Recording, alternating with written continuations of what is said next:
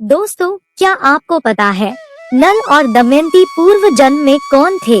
भगवान शिव ने उनकी किस प्रकार से परीक्षा ली, आइए जानते हैं इस कथा के माध्यम से।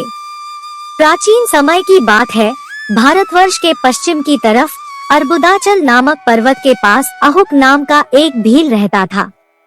उसकी पत्नी का नाम आहुका था। पति पत्नी दोनों ही भगवान शिव के भक्त थे।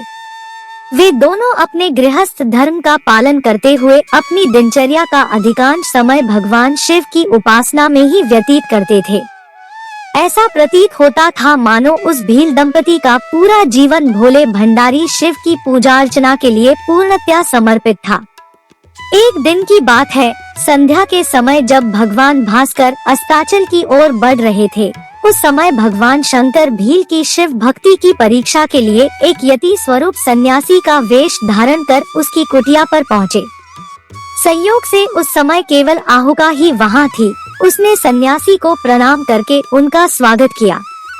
आहुक आहार भोजन की खोज में जंगल में गया हुआ था, लेकिन थोड़ी ही देर में वह भी कुटिया पर पहुंच गया और उसने भी घर आए सन्यासी को प्रणाम किया। सन्यासी बोले, भील, मुझे आज की रात बिताने के लिए जगह दे दो, मैं कल प्रातःकाल यहाँ से चला जाऊंगा। आहुक ने कहा, इतिनाथ, हमारी यह झोपड़ी छोटी है, इसमें केवल 2 व्यक्ति ही रात में ठहर सकते हैं। अभी सूर्यास्त नहीं हुआ है और कुछ रोशनी है। आता आप रात बिताने के लिए किसी अन्य स्थान की खोज कर लें। उसकी इस बात को सुनकर आहुका बोली, प्राणनाथ, देखिए, ये यतिनाथ हमारे अतिथि हैं। हम गृहस्थ हैं। गृहस्थ धर्म अनुसार हमें इनकी सेवा करनी चाहिए। इन्हें किसी अन्य स्थान पर जाने के लिए नहीं कहना चाहिए। आकर रात में आप दोनों झोपड़ी में अंदर रहिएगा और मैं शस्त्र लेकर बाहर पहरा दूंगी। पत्नी की बातें सुनकर आहुक ने कहा, तुम ठीक कहती हो कि हमें घर आए अतिथि का सत्कार करना चाहिए। आता आज रात यति महाराज हमारे यहाँ रहेंगे। मेरे होते हुए तुम्हें बाहर पहरा देने की जरूरत नहीं है। आप दोनों झोपड़ी में अंदर रहना और मैं शस्त्र लेकर बाहर पहरा देते हुए आप लोगों की रक्षा करूंगा। भोजन करने के बाद यतिनाथ और भील की पत्नी तो कुटिया में अंदर सो गए तथा आहुक शस्त्र लेकर बाहर पहरा देने लगा। रात के समय भयानक जंगली हिंसक पशुओं ने आहुक को अपना आहार बनाने का प्रयत्न शुरू कर दिया। वह बलवान मनुष्य अपनी शक्ति के अनुसार उन विशालकाय भयानक पशुओं से अपना बचाव करता रहा, लेकिन उसके प्रारब्ध के अनुसार अंततः जंगली पशु उसे मार कर खा गए। प्रातःकाल आहुका ने कुटिया से बाहर निकलकर जब अपने पति को मृत देखा तो वह बहुत दुखी हुई और तीव्र स्वर में रुदन करने लगी। उसका रुदन सुनकर यति भी जब कुटिया से बाहर निकले तो आहुक को मृत देखकर वो बहुत दुखी हुए। उन्होंने अत्यंत दुखित स्वर में भीलनी से कहा कि यह सब उनके कारण हुआ है। भीलनी आहुका बोली, यतिनाथ, आप दुखी मत होइए। कदाचित मेरे पति की मृत्यु का प्रारब्धवश ऐसा ही विधान था। गृहस्थ धर्म का पालन करते हुए इन्होंने प्राण त्याग दिए हैं। इनका कल्याण ही हुआ है। आप मेरे लिए एक चिता तैयार कर दें, जिससे मैं पत्नी धर्म का पालन करते हुए अपने पति का अनुसरण कर सकूं। आहुका की बातें सुनकर सन्यासी ने पहले तो उसे ऐसा करने से रोका, फिर उसके हट करने पर उसके लिए एक चिता तैयार कर दी। आहुका ने जो ही चिता में प्रवेश किया, त्यों ही भगवान शिव साक्षात अपने रूप में उसके समक्ष प्रकट हो गए और उसकी प्रशंसा करते हुए बोले, तुम धन्य हो पुत्री, मैं तुम पर अति प्रसन्न हूँ। तुम इच्छा अनुसार मुझसे वर मांगो, तुम्हारे लिए मुझे कुछ भी अदेय नहीं है। भगवान शंकर को अपने सामने प्रत्यक्ष देखकर और उनकी वाणी सुनकर आहुका आत्म विभोर हो गई।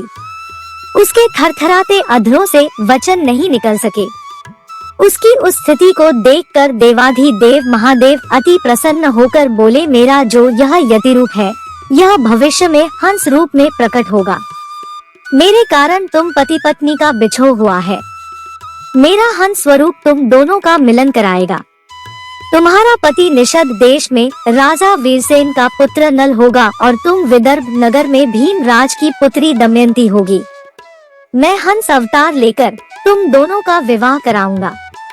तुम दोनों राजभोग भोगने के पश्चात वह मोक्ष पद प्राप्त करोगे जो बड़े बड़े योगेश्वरों के लिए भी दुर्लभ है। इतना कहकर भगवान शिव अंतर्धान हो गए और भीलनी आहुका ने अपने पति के मार्ग का अनुसरण किया।